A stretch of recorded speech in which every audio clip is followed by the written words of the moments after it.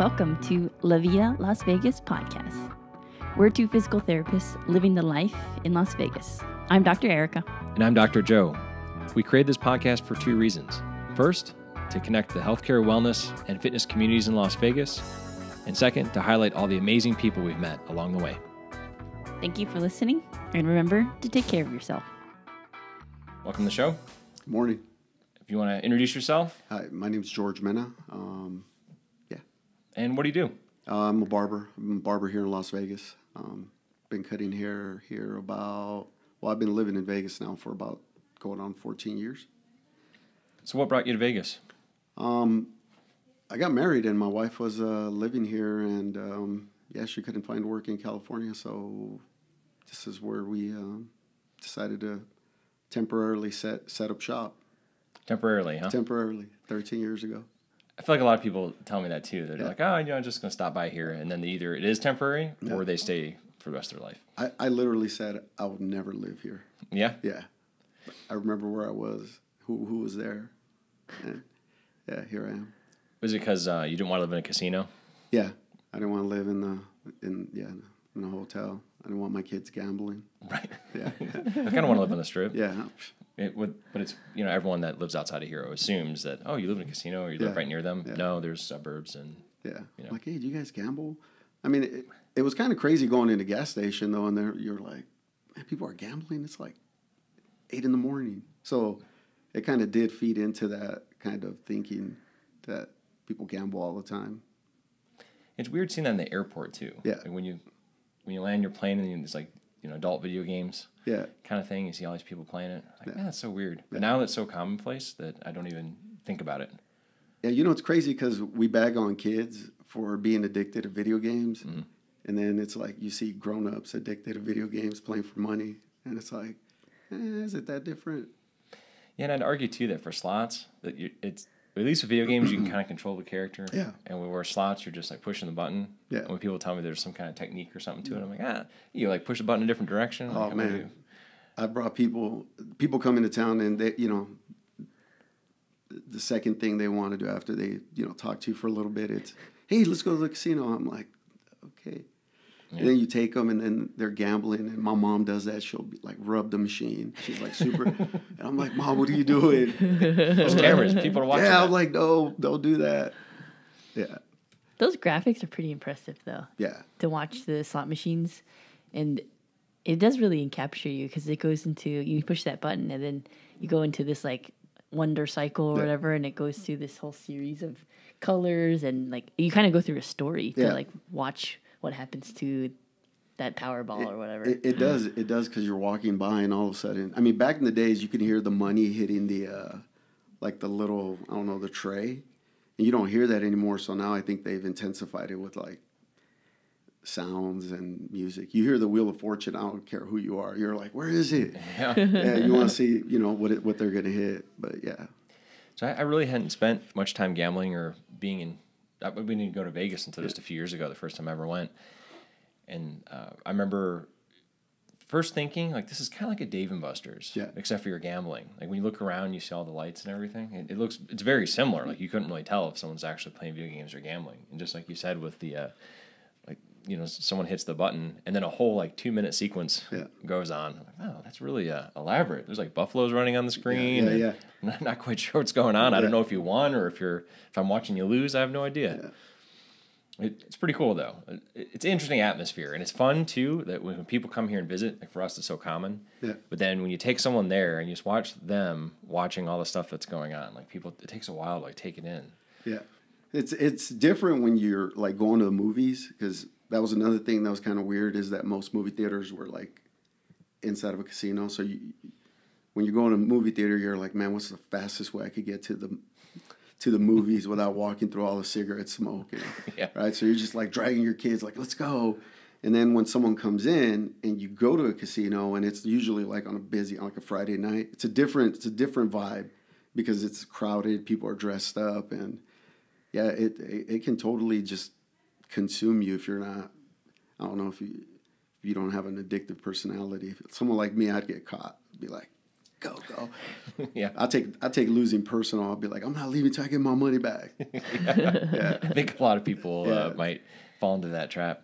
You know, I don't know if I've ever actually even played a slot machine out here. Now that I think about it, like, I don't know if I've ever Never dropped a couple bucks. I don't think so. Maybe one time.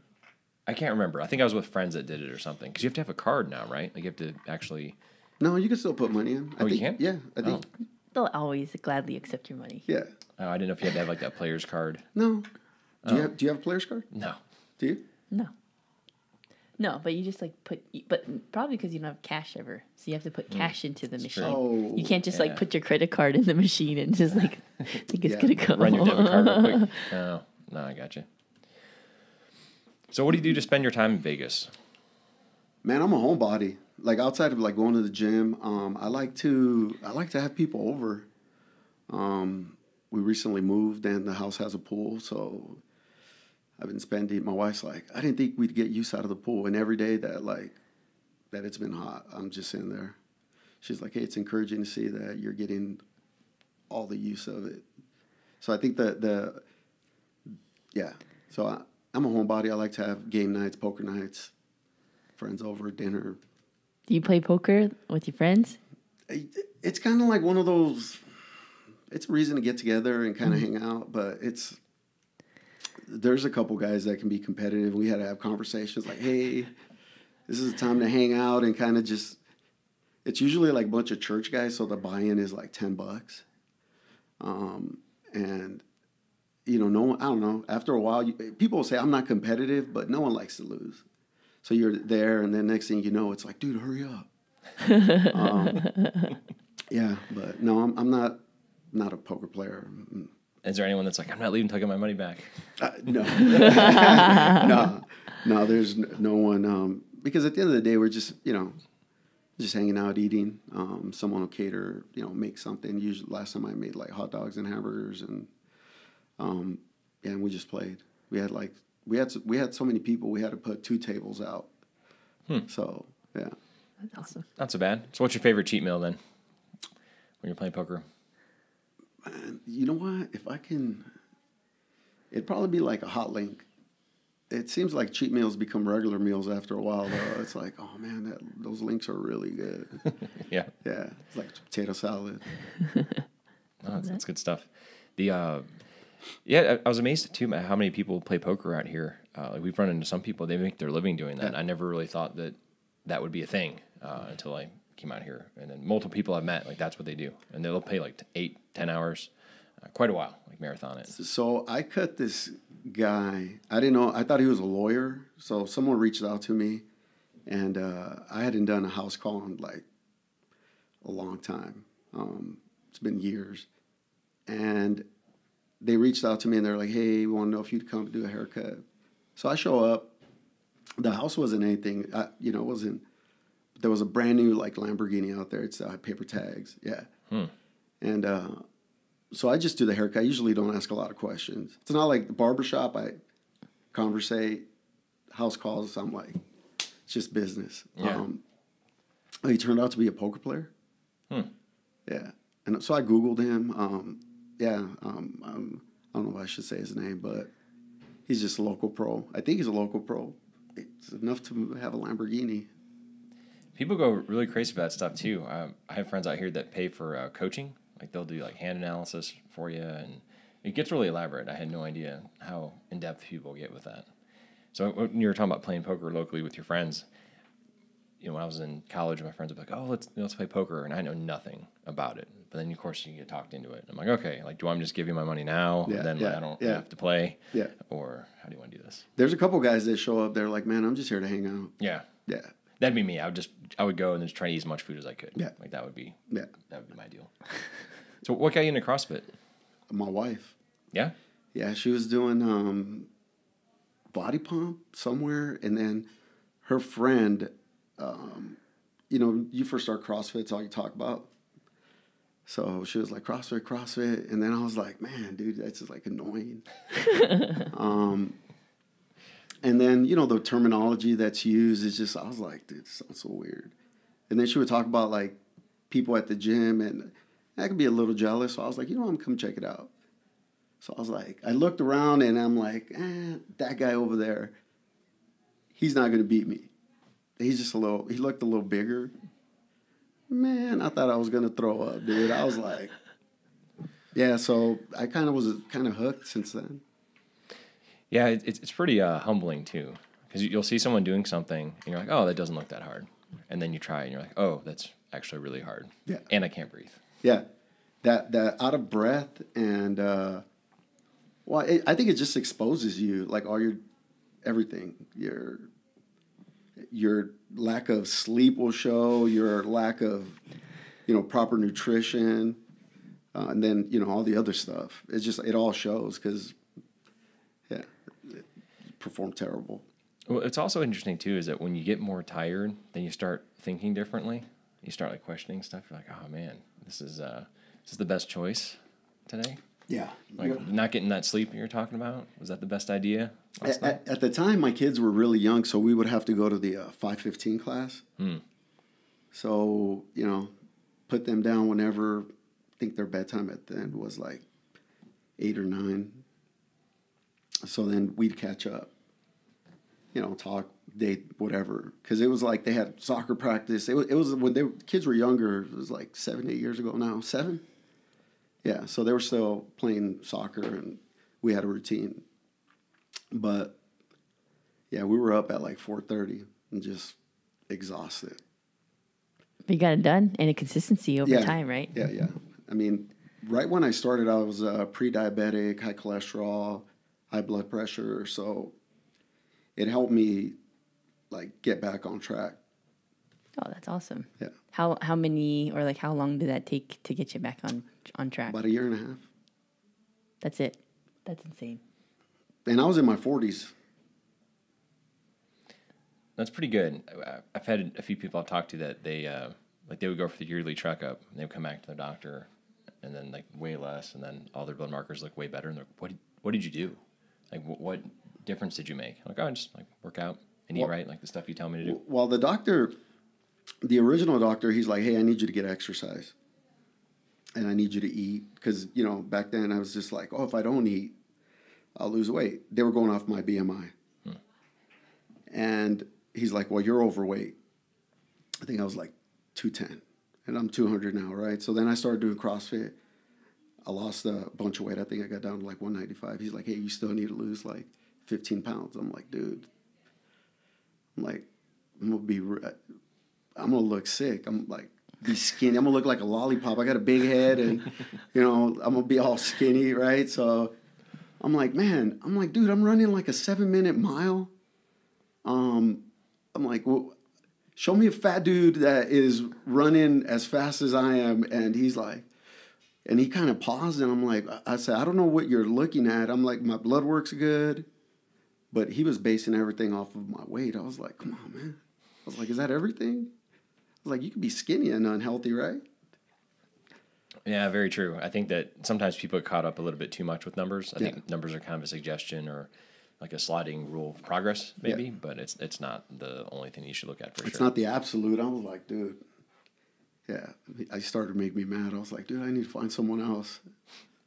You notice too, though, like when you start like getting back in shape, then like normal things will be easier. Like, you'll go up the stairs and you're like, oh, like that, I'm not so out of breath just carrying this glass of water up the stairs. Yeah, my kids were playing soccer, so running with them became easier. And I mean, I'd like to run anyways, but as I became more fit, I was like, oh man, this is actually. I was like, oh, my kids ain't beating me anymore, and he's like a 7th, 8th grader. Pretty good. Yeah. That's awesome. I was having a conversation this weekend about different markers you can use your health, and one of them I think is an objective way to be like, hey, like how many like how can you do in 30 push-ups, like a physical fitness test. And what they do in the military, they've actually changed how they measure fitness as well. So it's interesting to see. Because the military can sometimes be the pioneer, if you will, of like how they create things. So they have a really healthy, generally healthy population. And when you change those markers or change the way that you measure fitness, it's really cool to see the transition, because BMI is not the only thing that you should look at, right? Body fat percentage is something. Waist to hip ratio is another thing that actually is a very It's like a tape test. yeah, and you basically just take your waist and then how your hips are, and that actually is it's a very good predictor of cardiovascular health in general. Like if you look at those numbers, there's a very high correlation if your hip or your waist to hip ratio is Really? really large. Yeah, if there's a lot of data on it, but nobody talks about it, which is crazy because I think that's a better indicator than BMI. That's interesting. Because if you think about visceral fat, so visceral fat is just like all the fat that is that you have your midsection, and then there's adipose tissue too. But all that fat is pretty much in the abdominal cavity. And some people definitely put their weights in different areas, if you will. But generally speaking, if you have overall bad cardiovascular health, that's where you're going to see it. So some people store fat viscerally, like she's talking about, like more where your organs are, Yeah. and then some people have it more where their skin is. Yeah. It's like some people just be like really big, but have kind of like a solid looking belly. Yeah. And then some people have like a really saggy looking belly, so it's just a different. That's the goal. That's what I'm looking for. It's a solid belly, not like a beer belly fat, but like just a solid. Like, man, that guy could do 100 sit-ups. Yeah. No, that's a good goal. Yeah. I want to be I want to be mobile, like have good mobility, and be like that strong. Yeah. The another thing that you're talking about, the waist to hip ratio. There was another thing where they had looked at a bunch of different articles for number one predictor. I think it was of mortality, and it was leg strength. Really? Yeah, it's like once your leg strength goes down, then that's a huge predictor of like you're kind of struggling around your way out because you can't get up off the ground. So if you fall, that's more dangerous because it's gonna be hard to get up. And if you can't get up and down from chairs, that's when people have to start like getting help, right? Like once you can't get up, like that's a big part of it. Yeah, someone once told me, he's like, man, you don't see, fat, big people old. You don't see old. And I'm like, I started to kind of look around. I'm like, yeah, he's right. You don't see. So that was kind of one of the other things that pushed me into wanting to, change my level of activity and my nutrition. And because once you surround yourself around, the CrossFit community, it's going to influence you in more ways than you think. But yeah, I want to one day see grandkids. My oldest son's going to get married, and so I don't know when my kids are going to get married. So it's just one of those things where like, hey, I want to be around for my kids, for myself also, and my wife as long as possible. I don't want to be a burden to them. That's a good way of looking at it. Yeah, for sure. Because, and you're right, you don't see many like 90-year-olds that are 300 pounds. No. I can't remember a single one actually. Can you? Mm-hmm. No, they're normally like real thin, and then it's like pretty impressive. They're yeah, normally tough as nails too. Yeah. My grandma was 98 when she passed, and she walked everywhere. She didn't have a driver's license. Everywhere she went, she walked. Did she ever have one, or she just didn't have one? She'd never had one. Oh wow. Yeah. That's impressive. And she came to this country in 68. So she passed away about 3 years ago. Wow. That's awesome. And I think that's another thing that you say. She walked everywhere. Yeah. And I think that's a big thing that we don't do as much as we used to in general. If you think about that generation, just like, oh, we're just going to walk to school. Like we didn't have cars. We didn't have buses. These are the things. That's how you got to school. Yeah. That or your bike. Yeah. Yeah, that non-exercise activity is very important too. Like they've also looked at like how much calories does like this, powerlifter guy burn in a workout, and then they have a little lady that's gardening all day, and then she'll actually like her total amount of calories burned could be more, just because it's not exercise activity. You're not getting your heart rate up, but you're still like have a slightly elevated heart rate, and you're like changing the oil more times without creating a lot of waste products. So that's why I was saying do like the 10 to 12,000 steps a day is becoming such a big thing. Like that's for people that have trouble sleeping and a lot of other issues. Now they're just prescribing walking. Yeah. So I started this little run a mile a day, do 50 push-ups, 50 sit-ups for like 100 days. I don't remember where I saw it. I think it was like the 3 kids playing. You follow their little Instagram. So I don't know how to say the guy's name, Sevistan, or he's an old CrossFit guy. So he has 3 kids. And I saw this story where they all ran a mile without stopping. And I'm like, man, these little kids can do it. surely I can inspire maybe a group of friends to do it. So there's probably like 8 or 9 of us that are running a mile every day. I think we're like on day. But just to get kind of people thinking, if you think about like, hey man, if I run this mile all out, I'm going to burn maybe 200 calories. And if I eat this cookie is 200 calories. Do I want to suffer? Like, I don't know. It just, you start to budget the way you eat, and it just kind of makes you think about, I don't know, put things in perspective. And yeah, my push-ups were terrible, so I was trying to get better at I threw the push-ups in there. At first it was just going to be the mile, and then I was like, eh. So you think about like, hey, do a little bit every day. It was like supposed to be a SMART goal. So yeah, there's a few of us. Your friends still keeping up with it too? Yeah. That's excellent. And you're right too. Like when you're around circles that are like doing similar things, or if you're around like fit people all the time, you tend to do more of what they do. And if you're around people that just drink and sit at a bar all the time, you'll tend to do what they do. Yeah. Sometimes I'm like, hey, dude, we're gonna eat, and I don't want to hear anything about like, we're not CrossFitting in here. So you got to have like a diverse group of friends. Otherwise, man, it seems like you're never going to eat. You're just going to eat. Like, I don't want to eat stuff with ghee butter and, whatever other, it's like things you become aware of. There's things I had no idea. I'm like, what? The almond flour? Oh, yeah. Yeah. All kinds of weird stuff that CrossFitters eat. Yeah, there's it's a different world. So when I try to get like my non-CrossFit friends and my CrossFit friends together, I'm like, hey, dude, just eat. Eat these hot links. Yeah, nobody cares, dude. I'm gonna eat. I'm like, because people will assume like, oh, you don't eat. I'm like, bro, if you make brownies, I'm gonna eat those brownies. I like sweets. Yeah, bakery stuff is my like baked goods. Yeah. Like that's the thing that I have a hard time saying no to. I don't care about candy or candy bars or any of that stuff. But if someone's like, oh, I made this pastry, I'm like, let me see that thing. Dude, someone made a cheesecake. Yeah. Dude, I'm gonna smash that cheesecake. It's good stuff. So tell us about your career. Like, what got you into being a barber? I used to be a trainer for Target. It was about 16, 17 years ago now. It's 2000. That was a long time ago. Over 20 years ago now. I started there. And I used to travel around and kind of set up, teach people how to use the system, the equipment. And we used to travel around. So I happened to be in Sacramento, California. And we were there for like 3 weeks. So I went into this barbershop. And the vibe in there was just, it's hard to explain to people just the fun environment in there. They were talking about sports. They had a pool table in there. And it doesn't seem like there was no one there like, hey, hurry up. You know, they're kind of working at their pace. And they all knew each other. It was like a family. And I was like, man, it would be really cool to do this. So at the time we had a couple houses, California. Well, we were living in California, so I was like, I'll take some money and go to barber school. So yeah, I ended kind of falling into it. I was like, I've never cut hair before, other than messing up my brothers.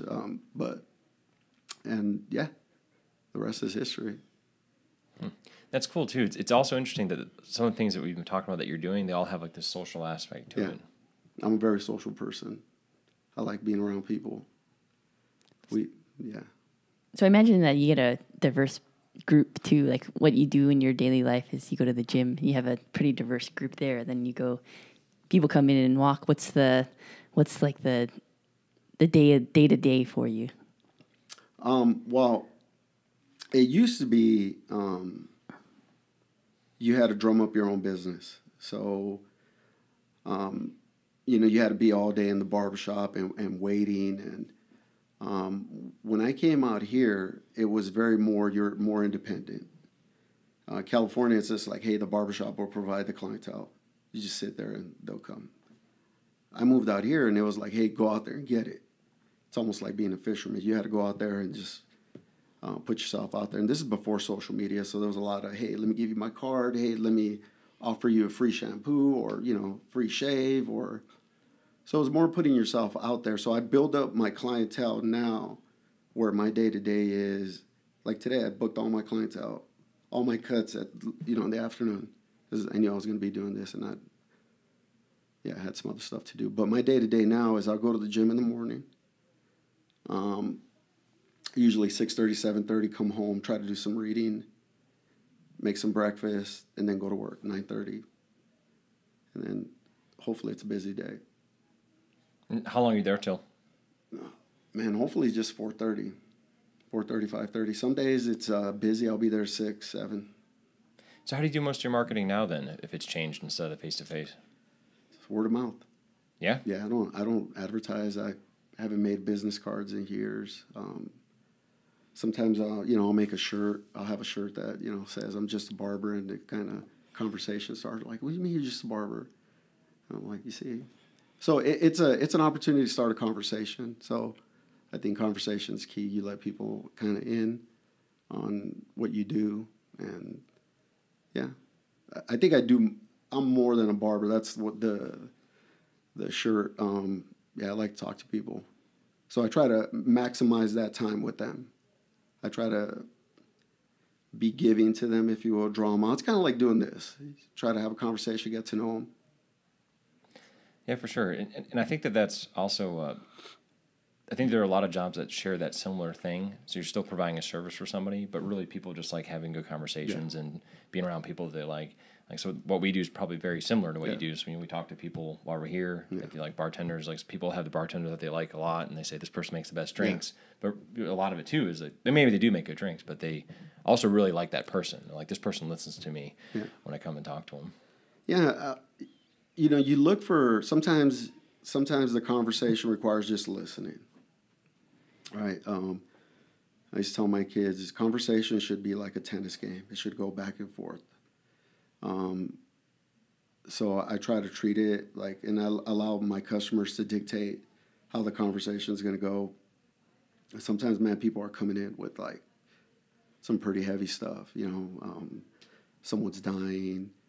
And the way that I treat it is like, man, they allow me to be part of their life, whether they share, hey, my kid's graduating and, I want their haircut, or going to a wedding, and then sometimes it's sad, right? Hey, my wife's losing her hair and I want to shave my head. Because, she might be going through chemo or whatever. And those moments can be sad. I mean, there are times, man, I'm not going to lie, people share stuff with me, and it's hard for me not to get like all emotional over it, because they share some pretty... Dudes are carrying around a lot of stuff, and they don't tell anyone anything. They just be like, I'm just going to die with this. So, yeah, I just try to get them to open up a little. I think that's one of my favorite parts of what we do as well, is that you have this time when you talk to people, and people admit stuff that, I don't want to say that you're surprised by it, but, people tell you, and you're like, oh, that's, I wouldn't have thought that getting into this career that people would be that honest with me or that genuine. Yeah. So I told my wife once, I was like, man, I don't know if people tell me these things because it's an opportunity for them to get it off their chest. They know they're not going to see me for, another few weeks. And they're like, hey, I need to get this out. And they'll just vomit on me. And then they'll be like, hey, thanks. I feel a lot better. I look good. I'm out. Or they're genuinely looking for like, hey, what do you think? So, yeah. I have follow-up conversations. I'll text them. I'm like, hey, just want to make sure you're all right. That's really good that you do that. Yeah. I think I think people really need that too. And like you said, you're kind of like a neutral third party in probably a lot of the discussions too. Like some people will, they'll say something like, if my friend did this, or my wife, or whoever. Well, like, I think I lost one customer one time because he told me something, and I got pretty upset. Like not verbally, but I was like, hey, dude, like you need to stop what you're doing. Yeah, it's crazy. Like people, I think have that opportunity when they're taking care of themselves. Like when you get your haircut, that's like a way that you can take care of yourself, right? So in that part, you kind of get in that mindset to, sit down in that chair and you just let somebody do something for you, So I think that's like another way that I look at it. Like you are trusting that person. So your barber to make you look good, right? Or to make you feel like you're taking care of yourself. So, I mean, not every day that we get to allow somebody to do something for you. I mean, for most like people who are working and like doing things, it's not every day that you have that opportunity for you to, in a sense, get your self-care but allow you to have some relaxation time. And like people don't even like have the time to like just sit down and do nothing. Well, so going to an appointment only type schedule, it gives me an opportunity to like guys that are like, and even some girls, I cut a few women, they'll tell me like, hey, what I really appreciate about you is that you're professional, you're on time, and I know what to expect. There's a consistency, but also there's that like relational part of it, right? Because I do think, hey, we are carrying around a lot of stuff. There's a proverb that talks about that a gentle word can turn away wrath.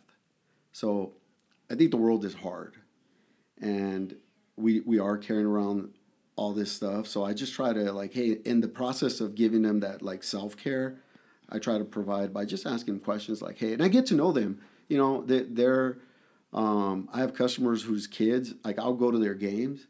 My kids are older now, and you know, they're not playing any sports. So I'll be like, hey, dude, when are you playing? And I'll show up to their game, and they're like, oh, dude. One of the kids, he just recently got signed to this club in Austin. And when I showed up to his game, he was just so excited. He came up, gave me a hug. He's like, I don't know if he's like meant it or if it was just in the excitement. He's like, dude, I love you. I was like, hey, man, I love you too. But yeah, it's just, you know, getting to be part of. And yeah, I like that part. Yeah, I think too that a lot of people don't. The people might know a lot of people, but they don't always have like quality relationships. Yeah. But when you're following up with somebody, and it shows that, I mean, donating your time is the one resource you don't get back, right? So when you decide that that's what you're going to do with your day, and you go watch someone's game, I think people really appreciate that for sure. I don't realize how many kid games I've been to until the kid will be like, oh yeah, dude, you came to my game. I was like, oh yeah. So you're right. You know, if you invest in people, it's not always an automatic given that it's going to turn into something.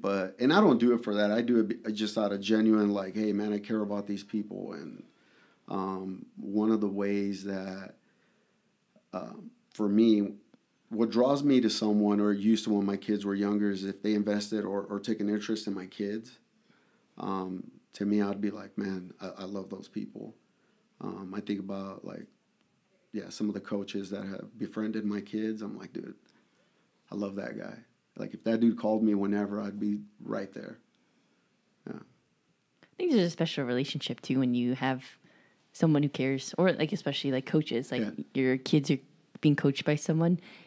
I was, like, telling some coaches recently that there's no other relationship like that. When somebody like wants you to do well, and they know like what you're capable of, or like what you're physically at right now, and they're like, you can do this, let's do it. And like, and they just provide that extra inspiration, and that relationship is like, I think unmatched anywhere else in life, just because I think I love sports so much that I think being able to have that trust in somebody who's coaching you through that time I think it's irreplaceable.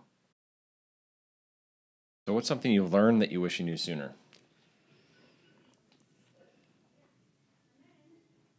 Honestly, man, I mean, I think if I would have became a Christian at a younger age, I would have saved myself a lot of heartache. But I don't know if I'd be the person that I was. I don't know if I was young enough or mature enough, or ready to hear what needed to be said. I was 30 when I became a Christian, and I had already ruined my first marriage. But yeah, I think to value relationships, and to take them more serious and not treat them as disposable. Yeah.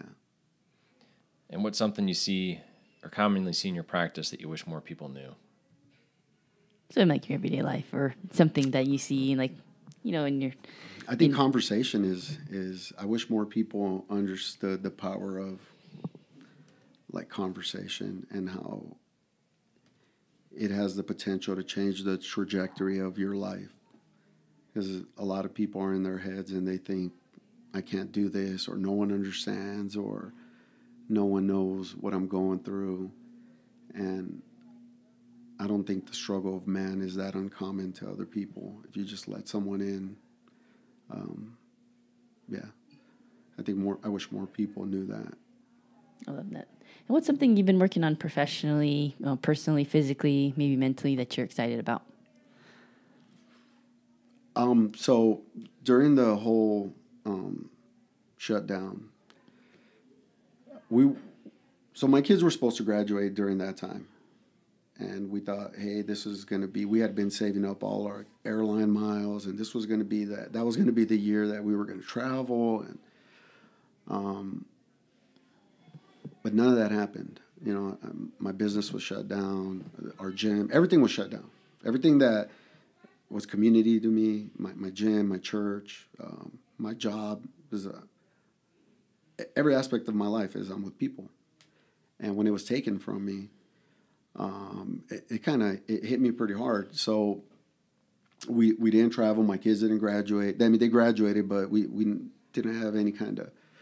So we ended up selling our house, and we bought a bigger house, which is kind of backwards when your kids are, supposed to leave and then you downsize. But we bought a bigger house to hold more people. So I figured, hey, if you take everything from me outside, I can at least bring it here. So I'm excited to have people over, pool parties, barbecues, cookouts. That really my wife is like, yo, can we not? She's like, hey, I just want to. She's like, well, our house isn't even furnished, right? Because it's so hard to get furniture. And she's like, dude, we have the TV on a plastic table, like one of those folding tables. And she's like, can we at least? I was like, hey, I'm working on it. We just bought a dining room table, so it should be here. So little by little, she's like, hey, I'd at least like to have the house furnished. And I'm like, nah, I just want to fill the house. I like having people over. That's awesome. Yeah, it's funny because all the furniture sales, if you look at any type of thing, it's all back ordered or sold out. And they've been sold out for months. Everything, appliances, everything is, you can't even buy a car without it taking a couple months. And what's something you want to leave the listeners with?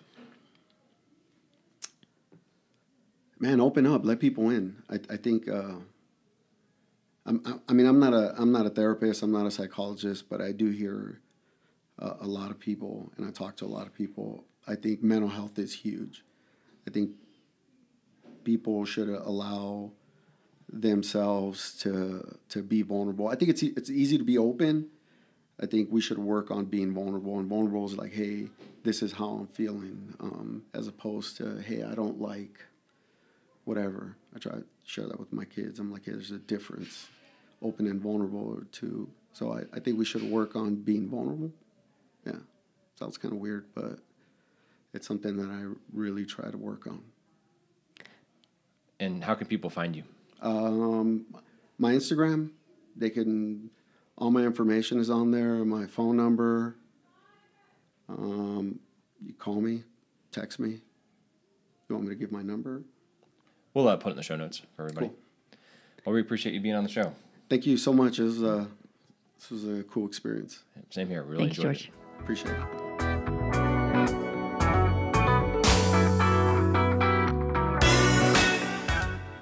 We'd like to thank you for listening to La Vida Las Vegas podcast.